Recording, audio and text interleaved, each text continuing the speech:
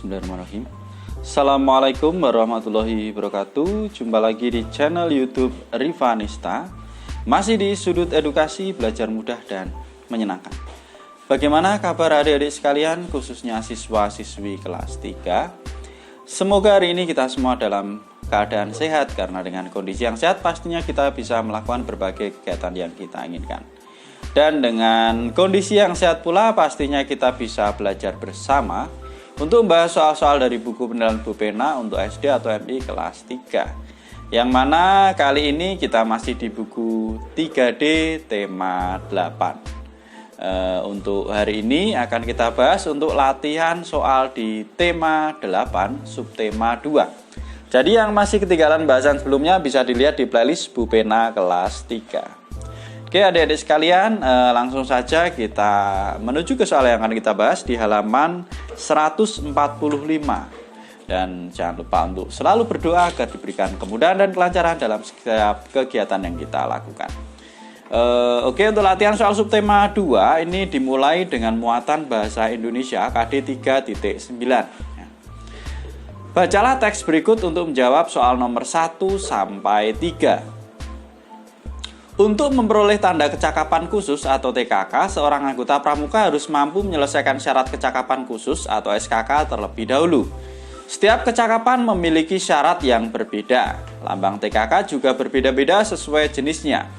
Dalam titik-titik terdapat 10 kecakapan khusus yang wajib, antara lain pertolongan pertama pada kecelakaan, pengatur ruangan, pengamat, juru masak, berkemah, penabung, penjahit, juru kebun, pengaman kampung, dan gerak jalan.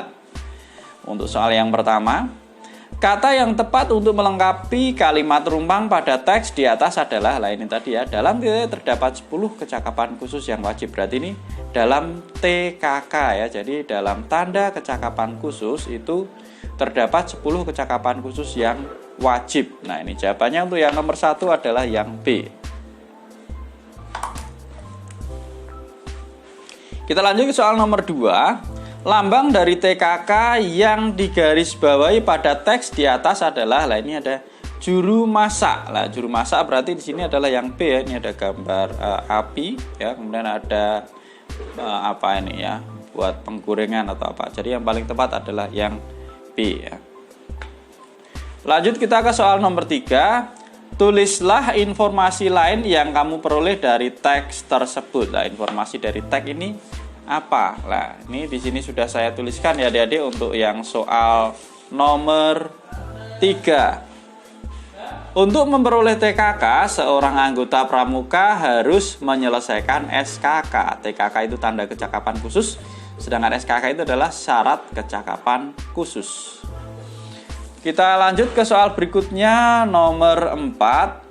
Tulislah makna gambar di atas. Ini adalah TKK atau tanda kecakapan khusus, yaitu menjahit ya. Maknanya kira-kira apa adik-adik sekalian?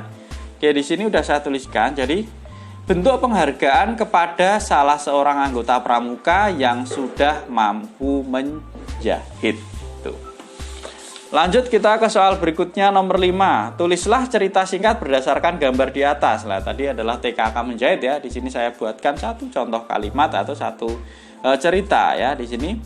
Reni dapat menjahit untuk membuat sapu tangan dan lubang kancing. Ini adalah salah satu cerita tentang Reni yang sudah mendapatkan TKK, yaitu menjahit, karena dia sudah mampu membuat sapu tangan dan lubang kancing.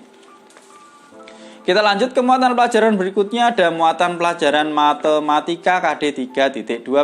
Nomor 1. Perhatikan benda di samping berbentuk bangun datar ya. Permukaan benda di samping berbentuk bangun datar. Kita lihat di sini ya. Kira-kira bangun datar apa? Yang memiliki dua sisi yang sejajar sama panjang.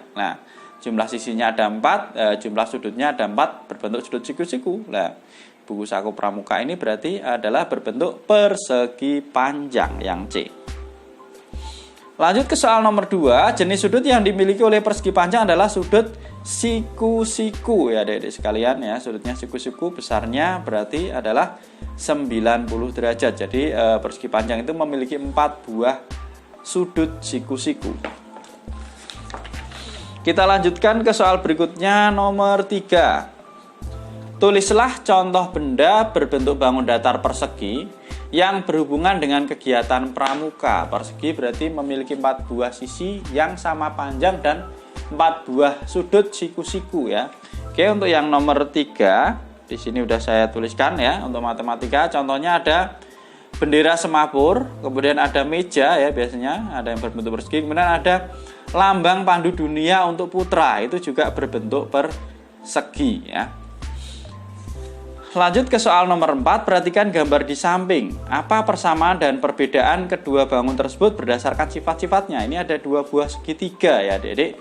Yang ini segitiga siku-siku, yang bawah ini adalah segitiga sama sisi. Lah, kira-kira persamaan dan perbedaannya apa? Di sini sudah saya tuliskan ya. Jadi persamaannya karena itu adalah segitiga, berarti memiliki 3 buah sisi dan memiliki 3 buah sudut. Sedangkan perbedaannya dari bentuknya ya, bentuk segitiga atau jenis segitiganya tadi, yang satu segitiga siku-siku, yang satu adalah segitiga sama sisi. Kemudian ukuran sudut setiap segitiga juga berbeda-beda ya. Untuk segitiga siku-siku ya, dia memiliki sudut siku-siku ya. Kemudian untuk yang segitiga sama sisi tadi, dia ketiga sudutnya itu besarnya sama.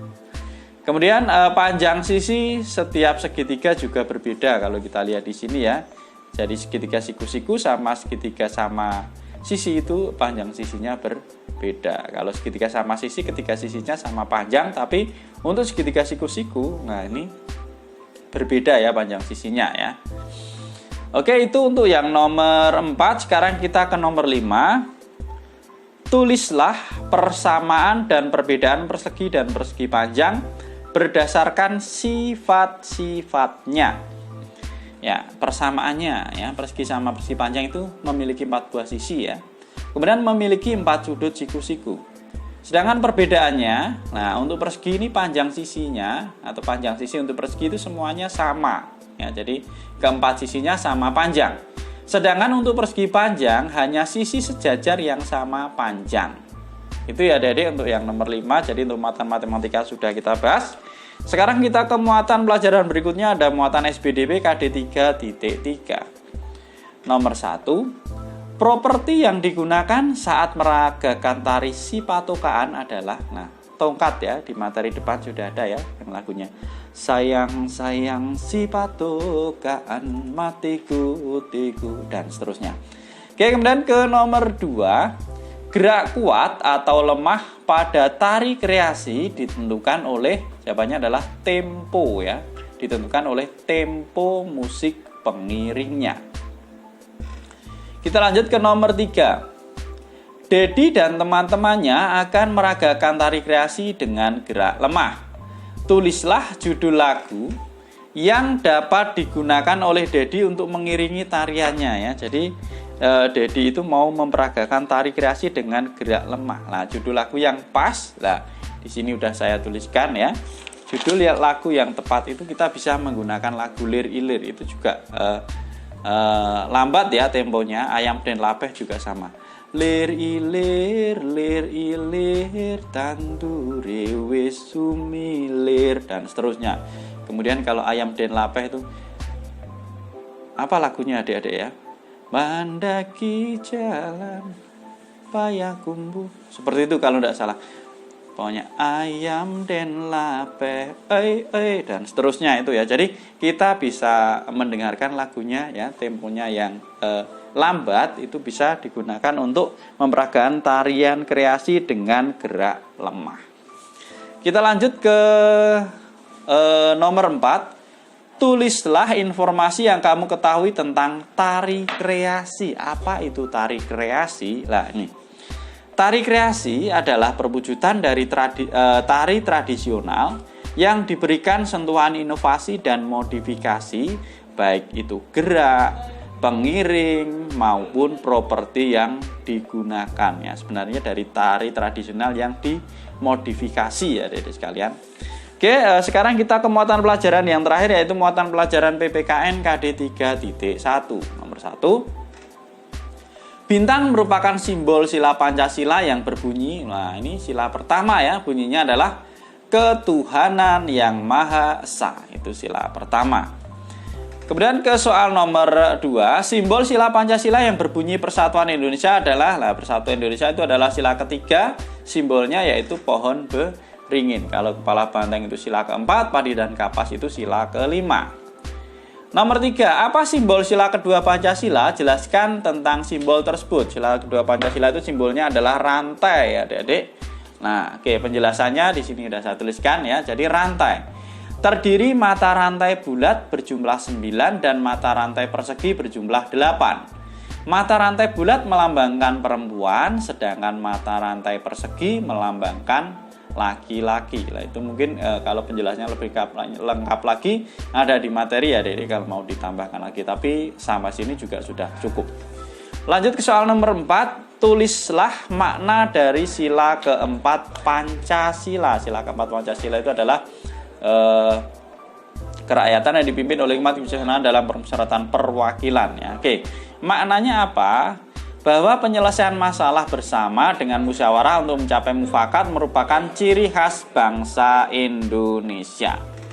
Lanjut ke soal nomor 5, tulislah makna dari sila kelima Pancasila. Kalau sila kelima itu keadilan sosial bagi seluruh rakyat Indonesia dengan simbolnya padi dan kapas. Maknanya apa? Tujuan negara untuk mencapai kemakmuran dan keadilan bagi seluruh rakyat Indonesia. Ini adik-adik sekalian. Jadi untuk latihan soal tema 8 subtema 2 sudah kita bahas. Nanti akan kita lanjutkan ke tema 8 subtema 3 ya.